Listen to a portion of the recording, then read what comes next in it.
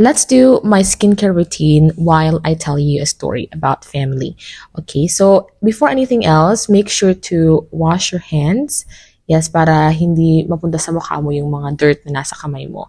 And next, I use this shower cap para matakin yung hair ko. Kasi nga, di ba kapag nag-skincare ka, dapat yung hair mo nakatakin talaga para yung dumi hindi mapunta sa mukha mo kapag nag-skincare ka.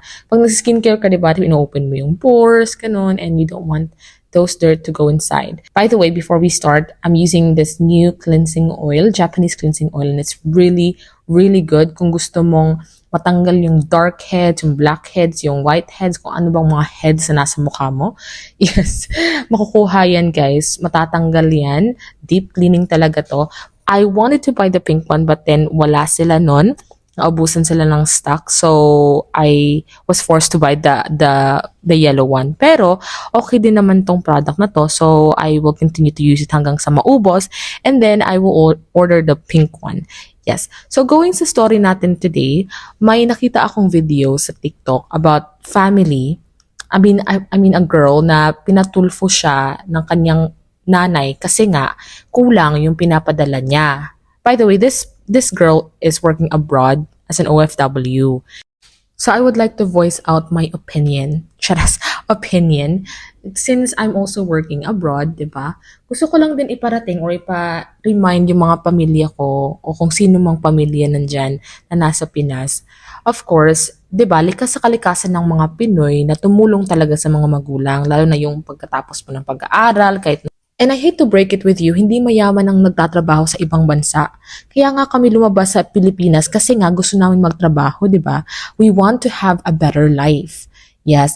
And again, okay lang kapag yung nasa ibang bansa nagpapadala sa mga anak niya, di ba? Hindi responsibilidad ng mga anak na buhayin ang mga magulang. Yes.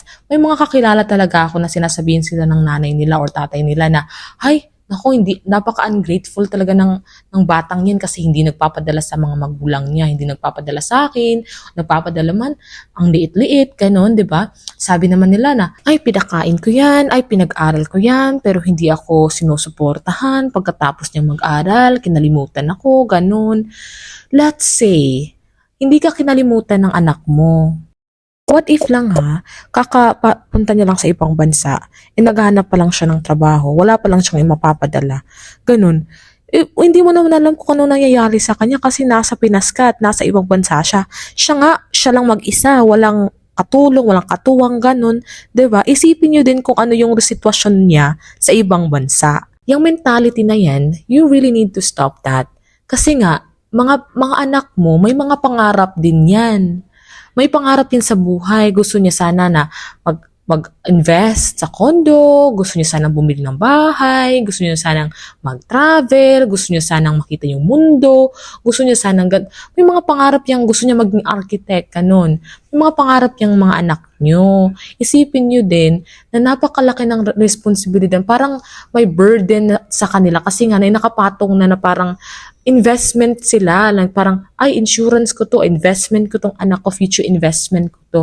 Like, papaaralin ko to kasi nga, siya din ang bubuhay sa amin pagkatapos niya mag-aral. Just imagine yung pressure na binibigay mo sa anak mo when you tell him or her that.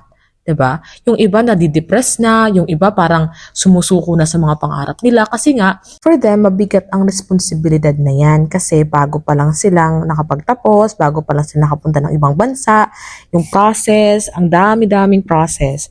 So wait for part 2 kasi nga malapit na matapos tong video na to. Yes, medyo na-trigger tayo guys. Chares, joke. Bye!